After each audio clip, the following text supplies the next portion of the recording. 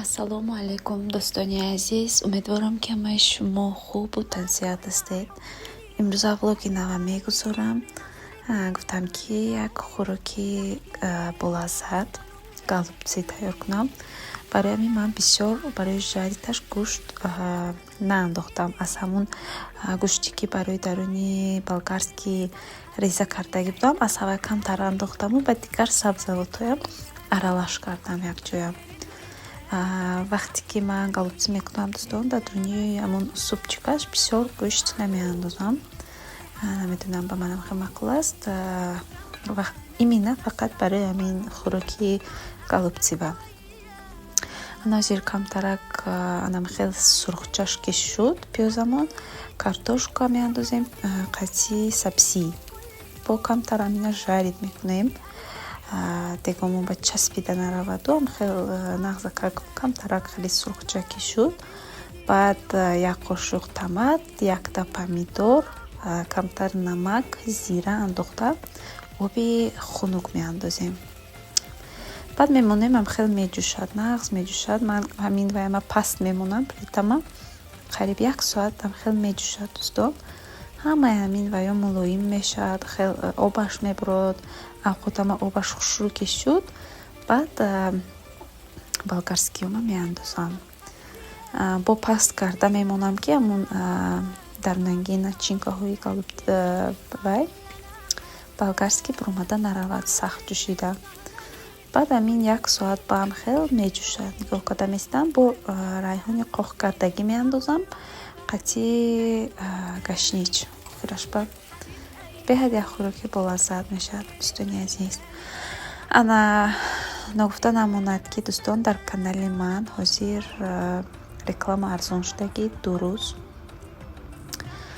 Мана имрӯз 24 ноябр бошад, 25-26 ноябр 2 рӯз дар канали ман реклама арзон мешавад.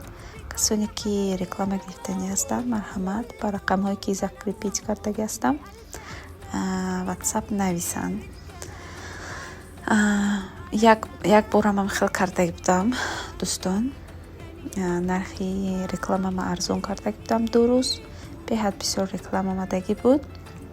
Бисёр кас бо хоҳиш карданд ки кай апаҷон дар ваятон чӣ мешавад, рекламатон бо арзон мешавад. Баъд ҳамин хеле фикр кардаму ҳамин 2 рӯза боз гузоштам дӯстон. Ана инҷа ба бошад дӯстони азиз, чизи навори соли гузоштаро хостам ки баҳри шумо гузорам. Барои он ки аз ин наворҳо ман влог кардагӣ набудам. Сабабаш бисёр буд дӯстон. Худам корам бисёр буд. Ҳама хеле вақт шудагӣ буд ки не да ютуб будам вай вақт. Баъд инҷа бошад гостиницаи Hyatt Regency. Хостам ки шумо ба ҳамина влог кунам нишон диҳам, лекин соли гузашта натонистам ҳамин кора карда. Аз он сабабе ки дар баднам кӯдак буд ва зинураҷон пайдо шуд ва ман натонистам ки ҳамин корборамро боз дар ютуб идома диҳам. Мазаам нашуд дӯстони азиз. Баъд ҳамин таксикозам беҳад сахт шуд. Ҳамин дар як чанд муддат аз интернет дур будам. Ҳамин хеле дӯстони азиз, боз ҳозир якчанд влоги дигар дорам. Оиди пухту паз, манту дар сковородка, баъд пирогии гӯштӣ.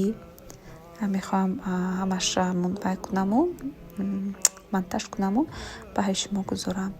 Боз як бор раҳмат дӯстони азиз ки дастгирӣ мекунед, комментарияҳои хуб менависед.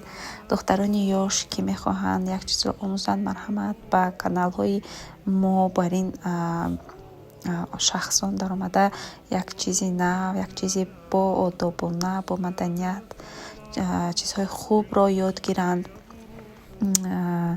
дар оилаи худашон барои шавҳару кӯдакҳои худашон чизои болаззат пазанд, аз чизои мо дида ёд гиранд.